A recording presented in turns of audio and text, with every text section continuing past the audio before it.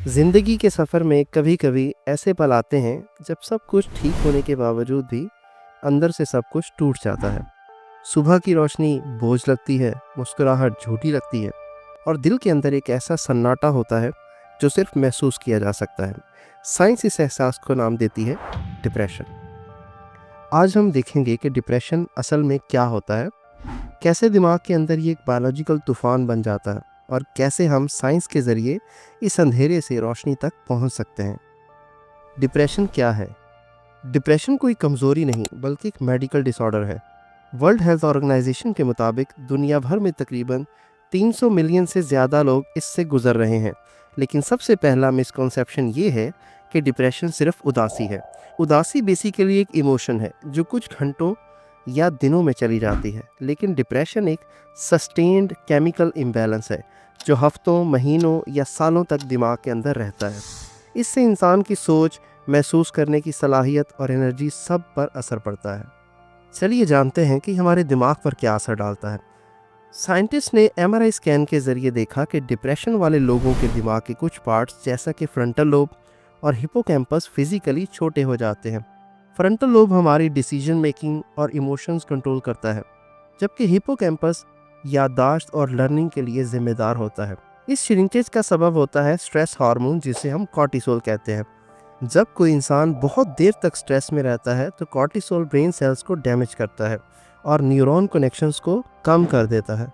इसी वक्त कुछ न्यूरोट्रांसमीटर जैसे कि सेरोटोनिन, डोपामिन और नॉरएपिनेफ्रिन, इनका इम्बैलेंस बिगड़ जाता है। यही वो केमिकल्स हैं जो खुशी, मोटिवेशन और फोकस के ज़िम्मेदार होते हैं। अब हम बात करते हैं कि डिप्रेशन के कॉजेज़ क्या होते हैं। डिप्रेशन के पीछे सिर्फ एक वजह नहीं है, ये एक मल्टी फैक्टोरियल कंडीशन है। इसकी बहुत सारी सिम्टम्स हैं। जीन्स, एनवायरनमेंट, हार्मोन्स और लाइफस्टाइल सब मिलकर इसका सबब बनते हैं। अगर किसी के पेरेंट्स डिप्रेशन से गुजरे हों तो उनके जीन्स में ये टेंडेंसी ट्रांसफर हो सकती है, लेकिन जेनेटिक रिस्क तब एक्टिवेट होता है जब लाइफ के अंदर ट्रिगरिंग फैक्टर्स आते हैं, जैसा कि इमोशनल ट्रॉमा, जॉबलेस, ब्रेकअप या क्रॉनिक स्ट्रेस।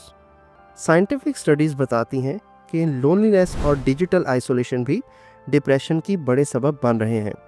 हम ऑनलाइन तो कनेक्टेड हैं, लेकिन इमोशनली डिस्कनेक्ट हो गए हैं। अब बात करते हैं कि डिप्रेशन के सिम्टम्स क्या है। डिप्रेशन हर इंसान में अलग तरीके से नज़र आता है, लेकिन इसकी कुछ आम निशानियां हैं जो तकरीबन तमाम पेशेंट्स के अंदर देखी गई हैं। इनमें मूड का खराब रहना, किसी भी काम में दिल न लगना, भूख और नींद का सिस्टम बिगड़ जाना, गिल्ट और वर्थलेसनेस का एहसास होना, एनर्जी की कमी और कभी-कभी सेल्फ हार्म या सुसाइडल थॉट्स। अगर किसी में इनमें से कम 5 निशानियां हों तो मेडिकल गाइडेंस के मुताबिक वो क्लिनिकल डिप्रेशन का शिकार है। डिप्रेशन का इलाज मुमकिन है और सबसे पहला स्टेप है डायग्नोसिस, बीमारी का पता लगाना, जहां साइकेट्रिस्ट सिम्टम्स और ड्यूरेशन की बेसिस पर इवेलुएट करता है। डिप्रेशन के ट्रीटमेंट के 3 मेजर पिलर्स होते हैं। सबसे पहला मेडिकेशन, जिसमें हम एंटी डिप्रेसेंट ड्रग देते हैं जैसा कि SSRIs, जिन्हें हम सेलेक्टिव सेरोटोनिन रीअपटेक इनहिबिटर्स कहते हैं। सेरोटोनिन लेवल्स को बैलेंस करती है। सेकंड वन है थेरेपी, कॉग्निटिव बिहेवियर थेरेपी, जिसे हम CBT कहते हैं। इस थेरेपी में इंसान को नेगेटिव सोचों से निकालकर पॉजिटिव सोच की तरफ लाया जाता है और ज़िंदगी के पॉजिटिव पहलुओं की तरफ तवज्जो दी जाती है ताकि इंसान अपने पॉजिटिव रोल की तरफ आ सके। Lifestyle changes, exercise, sunlight exposure, balance diet और सोशल इंटरेक्शन, ये सब ब्रेन केमिस्ट्री को नेचुरली तौर पर रीसेट करते हैं। रिसर्च के मुताबिक सिर्फ 30 मिनट की ब्रिस्क वॉक हर रोज़ सेरोटोनिन और डोपामिन लेवल को सिग्निफिकेंटली बढ़ाता है और सबसे ज़्यादा फ़र्क पड़ता है बात करने से। एक हॉनेस्ट कन्वर्सेशन किसी इंसान के दिमाग के लिए हीलिंग सिग्नल बन सकती है। एक अमेरिकन राइटर J.K. रॉलिंग ने खुद कन्फेस किया कि जब वो हैरी पॉटर लिख रही थी तो वो सीवियर डिप्रेशन से गुजर रही थी। उसने कहा कि डिप्रेशन ने मुझे ऑलमोस्ट मार दिया, लेकिन लिखना मैंने बंद नहीं किया और लिखने ने ही मुझे ज़िंदा रखा।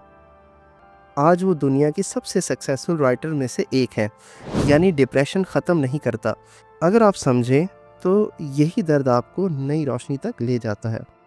डिप्रेशन से निकलने का सबसे बड़ा रास्ता है समझना कि ये आपकी फॉल्ट नहीं है। ये एक ब्रेन कंडीशन है जिसका ट्रीटमेंट और रिकवरी दोनों मुमकिन है। हर बार जब आप अपने दर्द को एक्सेप्ट करते हैं, एक नई न्यूरल कनेक्शन बनती है जो हीलिंग का पहला कदम होती है।